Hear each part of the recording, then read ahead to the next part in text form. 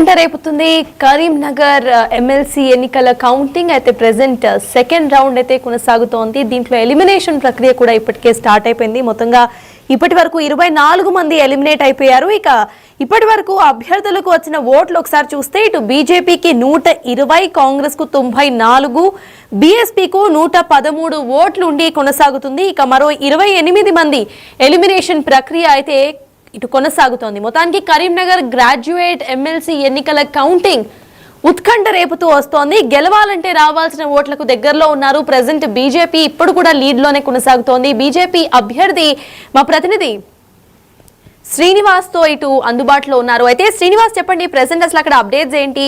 మీతో పాటు లీడ్ లో కొనసాగుతున్న అభ్యర్థి ఉన్నట్టుగా తెలుస్తోంది, ఆయన ఏమంటున్నారు? ఇప్పటికే ఓట్ల లెక్కింపు లోపల రెండవ ప్రాధాన్యత ఓట్ల లెక్కింపు జరుగుతున్నటువంటి క్రమం లోపల ఇప్పటికే 23 మంది ఎలిమినేట్ అయినటువంటి పరిస్థితి లోపల ఉన్నాయి. ప్రస్తుతం నాకు అందుబాటు లోపల బీజేపీ అభ్యర్థి అంజిరెడ్డి గారు. సార్ చెప్పండి, ముఖ్యంగా అంటే రెండవ ప్రాధాన్యత ఓట్ల లెక్కింపు జరుగుతుంది, ఎట్లా ఉన్నది? అంటే బీజేపీకి ఎట్లా ట్రెండ్ వస్తుంది? బీజేపీకి అందరికన్నా హైయెస్ట్ బీజేపీకే పడతా ఉన్నాయి. సపోజ్ మాకు 19 పడితే వాళ్ళకి 11, ఇంకొకరికి 10, 9 ఇట్లా పడతా ఉన్నాయి. సీరియల్ నెంబర్ ఏ విధంగా అయితే ఉందో 1, 2, 3 ఏ విధంగా అయితే ఉందో ఆ విధంగానే పడతా ఉన్నాయి. 100% నేను గెలుస్తాను. అంటే ఇప్పుడు ఇప్పటికే టీచర్స్ ఎమ్మెల్సీ స్థానాన్ని కైవసం చేసుకున్నారు. ఇప్పుడు గ్రాడ్యుయేట్ సంబంధించినటువంటి స్థానం లోపల కూడా మీదే పరిచయం ఉన్నది. అంటే ఇప్పటికీ ఏదైతే మీకు ప్రధాన పార్టీ అయితే ఉన్నటువంటి కాంగ్రెస్ పార్టీ ఉన్నదో, 3వ ప్లేస్లో ఉన్నటువంటి హరికృష్ణకు సంబంధించినటువంటి ఓట్ల పైన వాళ్ళు ఆశ పెట్టుకున్నారు. అంటే అవి ఏమన్నా కాంగ్రెస్ పోయేటువంటి అవకాశం ఉంటుంది సార్? అది ఇంపాసిబుల్. ఇద్దరు రెండు కత్తులు ఒక్కరోలా జొర్రయ్యవి. వాళ్ళిద్దరికి వైరు ఉన్నది. వాళ్ళకి అసలు పడినే పడదు, మనకే పార్టీ వాళ్ళది సెకండ్ ప్రాధాన్యత మనకే బాగుపడ్డాయి. అంటే ఆయన కాంగ్రెస్ పార్టీ టికెట్ ఆశించారు. కాంగ్రెస్ పార్టీ టికెట్ ఇవ్వకపోవడంతోనే ఇటు బీఎస్పీకి వెళ్ళాడు. మళ్ళీ బీసీ వాదం వినిపించారు. అంటే ఇవి డైవర్ట్ అయ్యేటువంటి అవకాశాలు లేవంటారా? అంటే బీజేపీకి బీసీలంతా బీజేపీకి పట్టం కట్టారంట. భారతీయ జనతా పార్టీ ఏదైతే ఉందో, మా నరేంద్ర మోడీ గారు బీసీ అదే ప్రధానమంత్రి. ఈ కులాలు మతాలు దీనిలో ఏముంటాయి? అంత మేధావులు ప్రతి ఒక్కరికి. మొన్న మేము ఇన్కమ్ ట్యాక్స్ వేవర్ చేసినాము. ఏ ఒక్క కులానికి చేసినామా? అందరికి చేసినాము. అన్ని కులాలకు అన్ని మతాలకు చేసినాము. అసలు ఆ నినాదమే లేదు. అన్నెసరీ వీళ్ళు ఏదో కలెక్టివ్గా ఆ పుకార్లు చెకార్లు నడిచినాయి అంతే తప్ప దానికి 1% ఎక్కడ కూడా మొగ్గు చూపలేదు. ఓకే సార్, అంటే ఇప్పటికే టీచర్స్ గెలిచారు, పట్టభద్రులు కూడా లీడ్ లో పోతున్నారు. ఏ సమయం అయ్యేటువంటి అవకాశం ఉంది సార్? అంటే 6-7 గంటల వరకు సాయంత్రం 8 దాకా అవుతుంది. 80% లేట్ అవుతుంది. ఎలిమినేషన్ ప్రాసెస్ కదా, సెకండ్ ప్రాధాన్యత థర్డ్ ప్రాధాన్యత నడుస్తూ ఉంటుంది. వాళ్ళు ఎలిమినేషన్ అయినా కొద్దీ వాళ్ళకు ఓట్లు పడ్డాయి కదా, థర్డ్ ప్రాధాన్యత ఓటు మనకు రావడం జరుగుతుంది. అట్లా నడుస్తుంది. ఖచ్చితంగా ఈ ఓటు అయితే డైవర్ట్ అయ్యేటువంటి అవకాశం అయితే లేదు. 100% మాకు పడ్డాయి. ఇప్పుడు మీకు కావాలంటే నా దగ్గర ఉన్నాయి, చూపిస్తాను. దానికి ఏం బాధ లేదు, మాకే పడ్డాయి. Okay sir, all the best sir.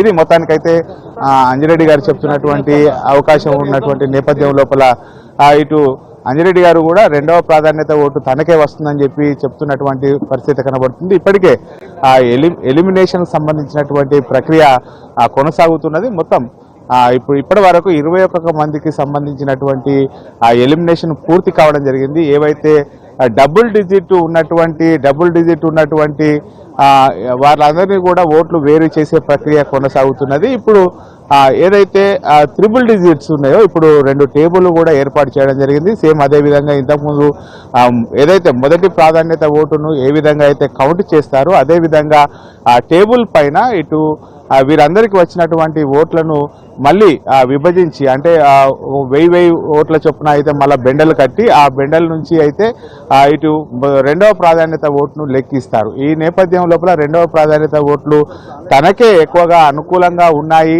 ఆ లిస్ట్ లోపల తనకే ఎక్కువ కనబడుతున్నాయని చెప్పి అయితే బీజేపీకి సంబంధించినటువంటి చిన్నమల్లి అంజిరెడ్డి ఆశాభావం వ్యక్తం చేస్తున్నటువంటి నేపథ్యం లోపల ఇప్పటి వరకు బీఎస్పీ సంబంధించినటువంటి అభ్యర్థి ఎవరైతే హరికృష్ణకు సంబంధించినటువంటి ఓట్లు ఏవైతే ఉన్నాయో ఆ ఓట్ల పైన ఇటు కాంగ్రెస్ పార్టీ కూడా పెద్ద ఆశ పెట్టుకున్నది. ఎందుకంటే కాంగ్రెస్ పార్టీకి సంబంధించినటువంటి ఓట్లు ఎక్కువ మొత్తంలో ప్రసన్న హరికృష్ణ షేర్ తన భాగాన్ని తీసుకున్నాడు. ఆ రెండవ ప్రాధాన్యత ఓటు కాంగ్రెస్ పార్టీకే వస్తుందని చెప్పి అయితే కాంగ్రెస్ నాయకులు ఆశించినటువంటి పరిస్థితి. కానీ ఇక్కడ చూస్తే మాత్రము ఇటు హరికృష్ణకు పడ్డటువంటి ఓట్ల లోపల తనకే అంటే ఇటు కాంగ్రెస్ పార్టీ కాకుండా అవన్నీ కూడా ప్రభుత్వం యొక్క వ్యతిరేకత ఉన్నటువంటి కారణంగానే మొదటి ప్రాధాన్యత ఓటు హరికృష్ణకు వేశారు, రెండవ ప్రాధాన్యత ఓటుకు తనకు వేశారని చెప్పి ఇటు బీజేపీ అభ్యర్థి చిన్నమల్లు అంజిరెడ్డి చెప్తున్నటువంటి పరిస్థితి లోపల ఇప్పుడు రెండవ ప్రాధాన్యత vote,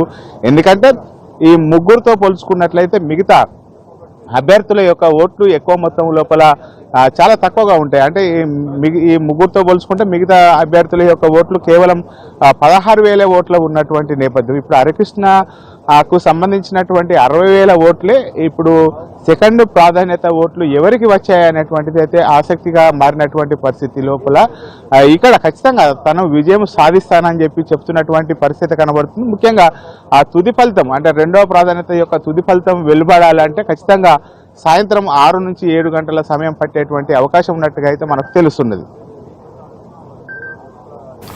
right, thank you Srinivas. Present ఇక్కడ సిచ్యువేషన్ అయితే ఎలా ఉంది? కాంగ్రెస్ రెండో ప్రాధాన్యత ఓట్లతో అయినా ముందుకు వస్తుంది అని అనుకున్నారు, కానీ కాంగ్రెస్ ని ఇటు నెట్టేసి బిఎస్ఎల్పీ అయితే ముందు వరుసలో కనిపిస్తోంది. ఇటు బిఎస్ఎల్పీకి మొత్తంగా మనం చూస్తే 113 ఓట్లు ఉన్నాయి, బీజేపీకి 120, కాంగ్రెస్ కు 94గా కొనసాగుతోంది.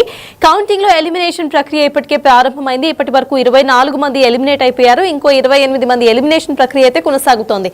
మొదటి రౌండ్ లోనే అసలు విజయం ఎవరిది అనేది తెలిపోబోతుంది అని అందరూ అనుకున్నారు, కానీ ఉత్కంఠ రేపుతూ కూడా రెండో రౌండ్ కి వచ్చింది. రెండో రౌండ్ లో 24 మంది ఎలిమినేట్ అయిపోయారు, మరో 28 మంది ఎలిమినేషన్ ప్రక్రియ కొనసాగుతోంది. ఇప్పటి వరకు బీజేపీ 120, బీఎస్పీ 113, కాంగ్రెస్ 94తో ఉన్నాయి. ఒకసారి మనం ప్రీవియస్ గా ఫస్ట్ రౌండ్ లో ఎంత కౌంటింగ్ వచ్చిందో మనం చూస్తే ఇటు బీజేపీకి సంబంధించి అంజిరెడ్డికి 75,675 ఓట్లు వచ్చాయి. ఇక నరేందర్ రెడ్డికి 70,565, ఆయన కాంగ్రెస్ అభ్యర్థి. ఇక బీఎస్పీకి ప్రసన్న హరికృష్ణకి 60,419 ఓట్లు వచ్చాయి. సో ప్రెసెంట్ అంజిరెడ్డికి 120 ఓట్లు రెండో ప్రాధాన్యత ఓట్లలో అయితే కనిపిస్తున్నాయి. ఈయన గెలవాలంటే ఆయన కావాల్సిన ఓట్ల సంఖ్య 35,997, అంటే ఇంకొక 35,800 ఓట్లు కానీ ఆయన సంపాదించగలిగితే ఆయన లీడ్ లో ఉంటారు. ఇక నరేందర్ రెడ్డికి 41,107 ఓట్లు కావాల్సిన అవసరం ఉంది, కానీ ఆయనకి ఇప్పటి వరకు వచ్చిన ఓట్లు 97గా కనిపిస్తోంది. ఇక ప్రసన్న హరికృష్ణకి మాత్రం 104 ఓట్లు వచ్చాయి రెండో ప్రాధాన్యత ఓట్లలో, ఆయనకి ఇంకా కావాల్సిన ఓట్లు 51,150గా ఉంటుంది. సో మొత్తానికి ఈ ఫిగర్స్ అన్ని కూడా ఎప్పటికప్పుడు చేంజ్ అవుతూ ఉంటాయి. ప్రెసెంట్ అయితే బీజేపీనే లీడ్ లో కొనసాగుతుంది.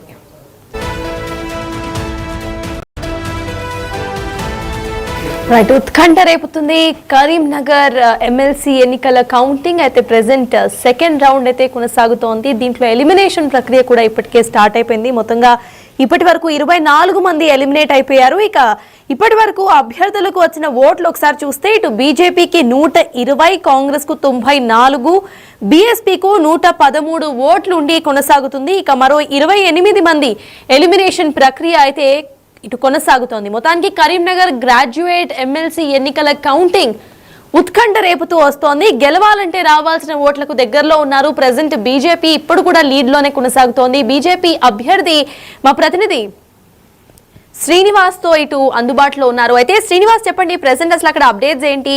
మీతో పాటు లీడ్ లో కొనసాగుతున్న అభ్యర్థి ఉన్నట్టుగా తెలుస్తోంది, ఆయన ఏమంటున్నారు? ఇప్పటికే ఓట్ల లెక్కింపు లోపల రెండవ ప్రాధాన్యత ఓట్ల లెక్కింపు జరుగుతున్నటువంటి క్రమం లోపల